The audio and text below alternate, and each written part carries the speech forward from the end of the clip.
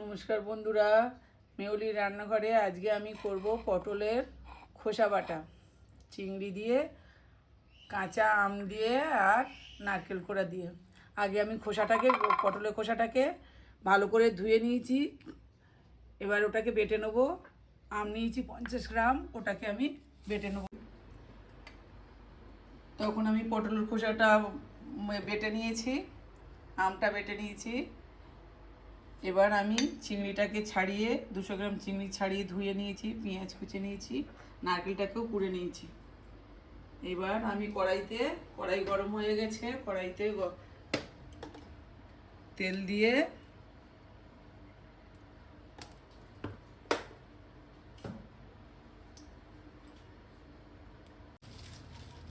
তেল গরম হয়ে গেছে। এবার আমি কালো জিরে ফোড়ন দিয়ে দেবো।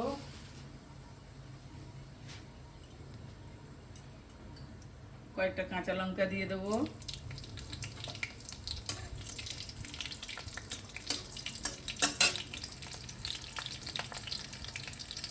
কালো জিরের গন্ধটা বেরিয়ে গেছে সুন্দর। এবার আমি পেঁয়াজ কুচি পেঁয়াজটা দিয়ে একটু ভেজে নিয়েছি। এবার আমি আদা রসুন বাটাটা দিয়ে দেবো। 2 চামচ আদা রসুন বাটা দিয়ে এটাকে একটু ভালো করে মিনিট 2 আমি কষিয়ে নেব। মশলাটা আমার ভাজা ভাজা হয়ে গেছে। এবার আমি একটু ধনের গুঁড়ো, একটু জিরের গুঁড়ো,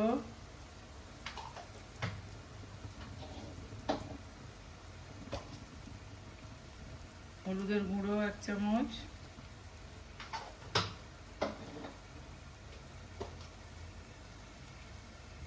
লঙ্কার গুঁড়ো, লাল লঙ্কার গুঁড়ো,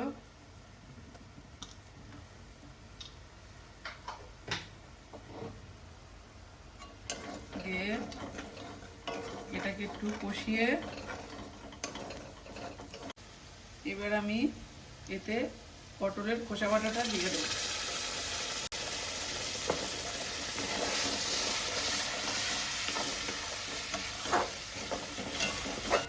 পটলের খোসা বাটাটা দিয়ে দেবো 2 থেকে 3 চামচ নারকেল কোড়া। আমি 1 কেজি পটলের খোসা নিয়েছি, আপনারা যে যেমন নেবেন তেমন নারকেল কোড়া দিয়ে দেবেন। আমি 3 চামচ দিলাম। 2 চামচ দিলাম নারকেল আম বাটা, কাঁচা আম।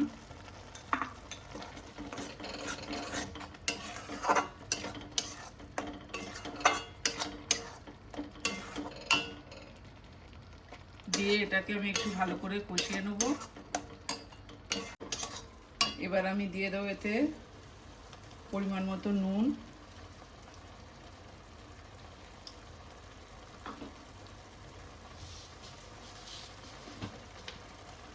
আর চিনি।